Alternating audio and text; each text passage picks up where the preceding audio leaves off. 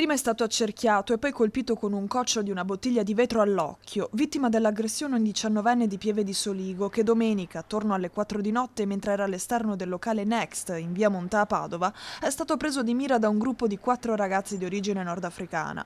Alla risposta del giovane, i 4 hanno assunto un atteggiamento intimidatorio, spingendolo a terra per poi colpirlo violentemente. A finire in manette un 21enne tunisino pregiudicato, residente a Mortise, accusato di aver sferrato il colpo che ha fatto finire la vittima in ospedale per un'operazione d'urgenza, in quanto non vedeva più nulla a causa della profonda ferita all'occhio sinistro. Il gruppetto di malviventi si è subito dileguato a bordo di un'auto, inseguita dagli amici della vittima, nel tentativo di raggiungere quantomeno per riprendere la targa. La corsa è terminata in zona Portello, dove gli aggressori, una volta scesi dall'auto, hanno iniziato a lanciare pietre contro i 3 amici, costringendoli alla fuga.